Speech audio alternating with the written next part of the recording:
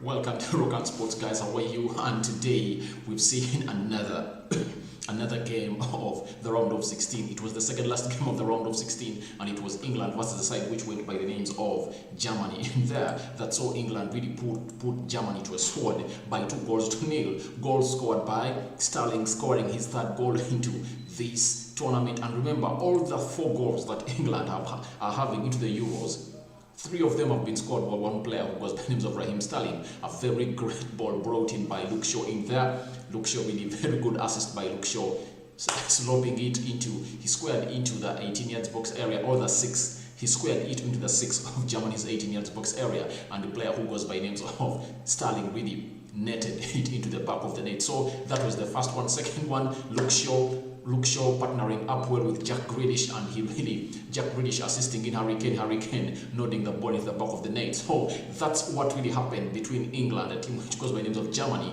and we are here to react to that result in there, as the game really ended into the hands of, or in the favor of, a team which goes by the names of England. Smash a like on the video, comment and share. Now let's go into the analysis. When you look at this game, it was really a game that I never saw England really going or winning easily as they've won, because this has been an easy win for England. Apart from that shot of Kai Havertz in there that saw Pickford really palm it out of the goal. And what else? I think Germany only had like 2 chances in there, all right, and the other one that Sterling really threw that goal, and the player who goes by the names of Thomas Muller really got that ball. He led the counter by himself and failed really to net into the back of the net. Those were the only 2 chances that Germany had, but England really looked like they had much of the possession. England enjoyed the game. They looked like they are bossing Germany, something that I never really expected to see from Germany, because all the games that we saw Germany, however much it was struggling, from the game of France to the game of Portugal to the game of Hungary, Germany never respected any team. They really had to bring the ball to that team. Most of the teams they were playing really wanted to pack the bus and get them on the break, and Germany really went up all and really attacked them in there. But I was shocked this time round when I saw a team which goes by the names of Germany really sitting back, and England really enjoyed the entire game. England enjoyed the game, they bossed the game, and Germany were nowhere to be seen. So I'm wondering why a manager who goes by the name of Joachim Low, with his experience that he has into the world and European side, really went for tactics of sitting and really getting England on the break. That is something that I really never saw coming in here. But I was surprised to see that Germany really had to really respect England to that level. I don't really let down England, that England is not really a good team. England is a good team, I can confess. It's a good team, though with a manager that they don't respect at all, because he does not let people like Jadon Sancho onto the pitch, that Jack Grealish is onto the pitch, and he goes for what we call work rate, not skill and technique in there. So, but I was so much shocked to see that a team which goes by names of Germany gave respect to England like that. I thought Germany is a team that really attacks a team.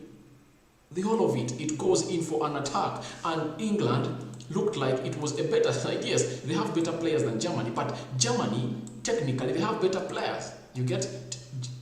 German players are technically better than those of England, and when it means passing that ball about, they are really better. And I thought that Germany was really going to go ahead and give England some hard time in there, even though England would have won. But I thought Germany to bring out that German bit of it, but I never saw the German bit of it in this game. I never saw it. So let's look at the statistics. Shots, England having 5, Germany having 9. 4 shots on target for England, 3 for Germany. 45% possession for a team which goes by names of England.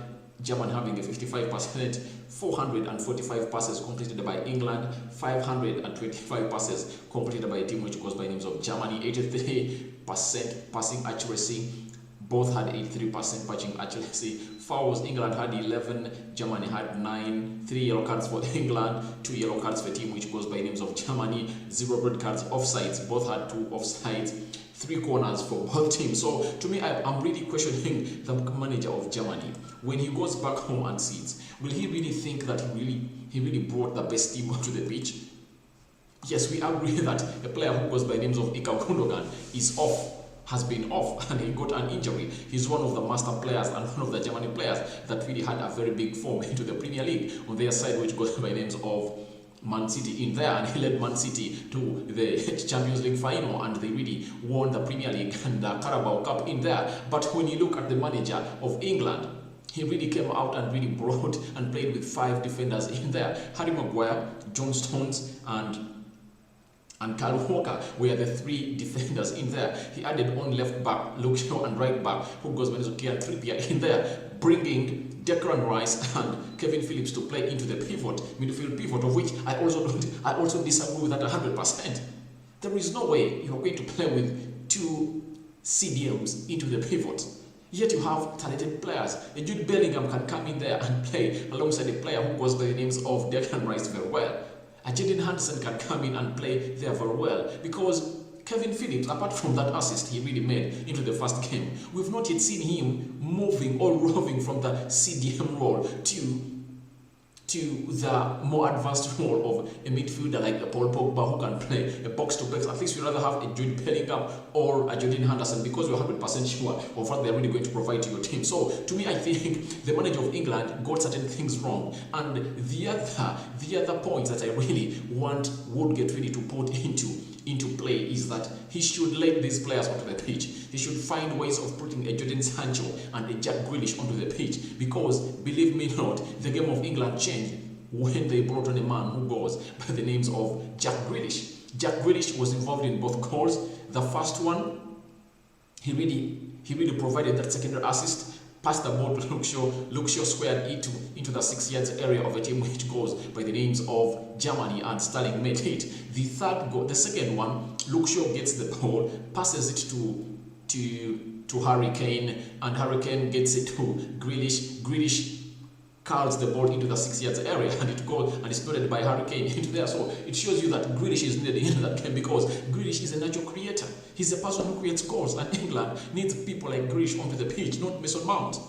I'm glad that I never saw Mason Mount onto the pitch today, but the other person I'm really urging for a manager who goes by the name of Southgate to get onto the pitch is a Jadon Sancho. If at all Jack Grealish never got onto that pitch, we would have gone to extra time, because we saw England get no goal. They never had no player like Grealish, because Grealish naturally is a person who creates those goals. He's going to come in and create those goals. So naturally, Grealish is really a creator, and he really came on and changed the game for a team which goes by names of England. Germany, oh my God, they came poor. I think they really have to do a rebuild. You remember the rebuild that Germany did after 2010?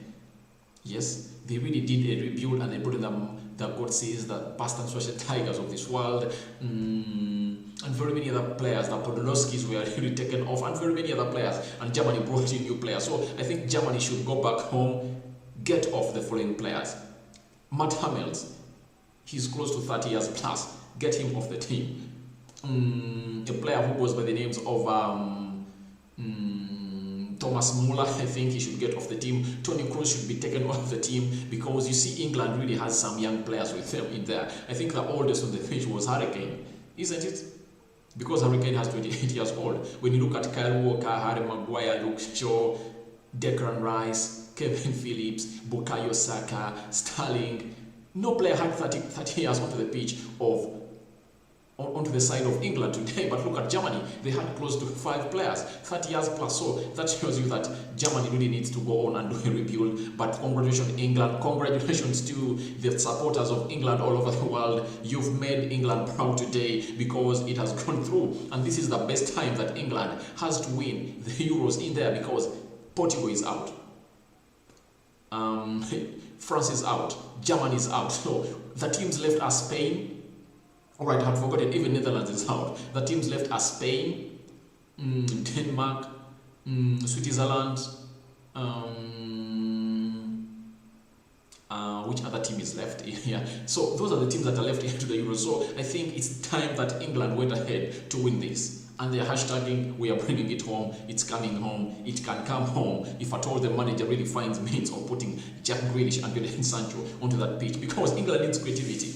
They have one of the best forwards in the world, though I don't rate him as world class, because to me, I think a player to be world class is supposed to have lived a level of Tottenham Hotspur, because even if you get a player, look at Danny Ings at Southampton, he's scoring the same number of goals like Harry Kane is scoring in there. So does it mean that Danny Ings is a world-class player because he has scored 20 goals plus a season for the previous 3 seasons? No, that's not it.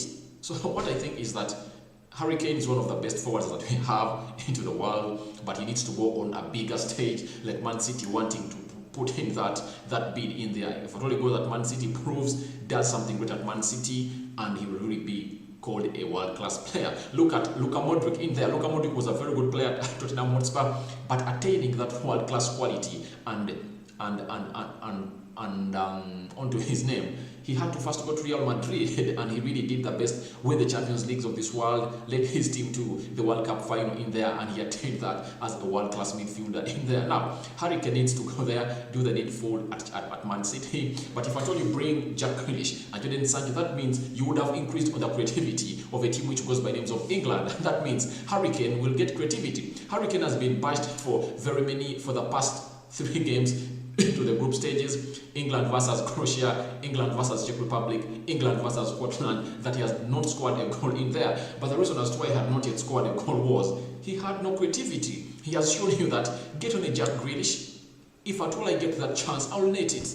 He got one chance today and he nodded it into the back of the net. So that is something that the England national team manager should do, to get on Jack Grealish and a man who goes by names of Jadon Sancho, because Bukayo Saka being onto that pitch does not really increase creativity, apart from England really going on to really be defensive in there. But bring on a Harry Kane, Jadon Sancho and Jack Grealish in there, you'll see the mix really get into the beta. So that's what I had for you, the match reaction. England winning Germany by 2 goals to 0. England through to the quarter final in there, and let's wait and see, because we are really going to the the quarter final stage in there. Let's wait and see which teams are really going to be up there. It has been Rokan here on Rokan Sports. That's my reaction for the team, for the match of England versus the team which goes by names of England. I'm out for now. See you later.